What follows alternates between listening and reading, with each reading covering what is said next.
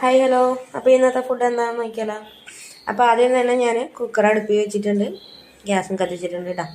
എന്നിട്ട് വെളിച്ചെണ്ണയും നെയ്യും കൂടെ ചേർത്ത് മിക്സ് ചെയ്ത് ഒഴിച്ചു കൊടുക്കുക. അത് ചൂടായി വരുമ്പോൾ പട്ട, ഗ്രാമ്പു, ഏലക്ക ഒക്കെ ഇട്ട് കൊടുക്കുക കേട്ടോ. ഏലക്ക ഇല്ല ഇതിൽ സംഭവം. പിന്നെ ആ പൂ പോലെ കിടക്കുന്ന സാധനത്തിൻ്റെ പേര് എനിക്കറിയില്ല കേട്ടോ, അതാണ് പറയേണ്ടത്.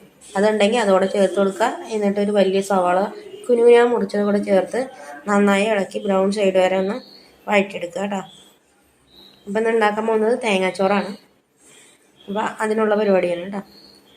അപ്പോൾ അത് നല്ല ബ്രൗൺ ഷെയ്ഡായി വന്നിട്ടുണ്ട്. ഇനി അതിലോട്ട് കുറച്ച് കറിവേപ്പിലയും മല്ലിയിലയും കൂടെ ചേർത്ത് കൊടുക്കുക, ഒന്ന് ഇളക്കുക.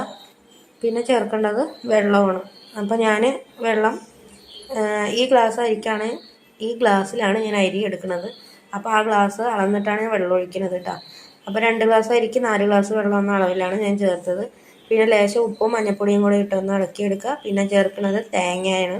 തേങ്ങ ഒന്ന് ചതച്ചെടുത്തതാണ് കേട്ടോ. അതിലോട്ട് ഞാൻ ചെറിയ ജീരകവും വലിയ ജീരകവും കൂടെ ചേർത്തിട്ട് കൊടുത്തിട്ടുണ്ട്. അതിന് നമ്മളിവിടെ പറയുന്നത് പെരുംജീരകമാണ് കേട്ടോ. വലിയ ജീരകത്തിന് എല്ലാവിടെയും തന്നെ ആയിരിക്കും. എന്നിട്ട് പിന്നെ ആ അരി ഞാൻ കഴുകി വെച്ചതാണ്. നല്ല വെള്ളമൊക്കെ വറ്റിച്ച് വെള്ളം ഇല്ലാണ്ട് ഡ്രൈ ആക്കി എടുത്ത അരിയാണ് കേട്ടോ. കഴുകി എടുത്തിട്ട് അതുകൂടെ ചേർക്കുക. 2 വിസിലടുപ്പിക്കുക. ഇപ്പം ഞാൻ ഒരു വിസിലിൻ്റെ വീഡിയോ എടുത്തിട്ടുള്ളൂ. ഒരു വിസിലും കൂടെ ഉണ്ടായിരുന്നു, അത് ഇതിൻ്റെ ബാക്കിലാണ് കേട്ടോ. അത് ഞാൻ വീഡിയോ എടുത്തില്ല. അപ്പോൾ 2 വിസിൽ വന്നിട്ടുണ്ട് കേട്ടോ.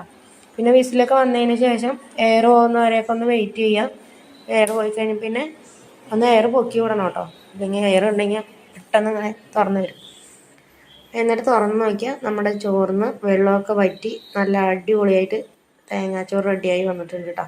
ഇതെങ്ങനെ വരും. ഇനി തുറക്കുമ്പോൾ ലേശം വെള്ളം പോലെ തോന്നുകയാണെങ്കിൽ, ഒരു പശവശപ്പ് തോന്നുകയാണെങ്കിൽ ഒന്നും കൂടെ അടച്ചു വെച്ച് കുറച്ച് നേരം കഴിഞ്ഞിട്ട് തുറന്നാൽ അത് ശരിയാവും കേട്ടോ. അപ്പോൾ നമ്മൾ തേങ്ങാച്ചോറ് റെഡി ആയിട്ടുണ്ട്. ഇതാണ് എൻ്റെ തേങ്ങാച്ചോറ്. ഇനി അതിലോട്ട് നല്ല കുരുമുളകൊക്കെ ഇട്ട് വെച്ച് തേങ്ങാക്കൊത്തൊക്കെ ഇട്ട ബീഫ് കൂടെ ഒഴിച്ചാൽ അടിപൊളിയായിട്ട് കഴിക്കാം. പിന്നെ ഇതിൻ്റെ കൂടെ സാലഡ് ഉണ്ട് കേട്ടോ. തൈരും എന്നാണെന്ന് പറയുക, കച്ചമ്പറുണ്ട് കേട്ടോ. അതൊന്നും ഞാൻ വീഡിയോ എടുത്തില്ല. അപ്പോൾ ഇതാണ് എൻ്റെ ഇന്നത്തെ ഫുഡ്. അടിപൊളിയല്ലേ. ഇതൊരു വീഡിയോയ്ക്ക് വേണ്ടി ഞാൻ എടുത്തതാണ്, പക്ഷേ ഇത് ഞാൻ തന്നെ കഴിച്ചു കേട്ടോ. അപ്പോൾ ഇന്നത്തെ വീഡിയോ അത്രയേ ഉള്ളൂ. Okay, by.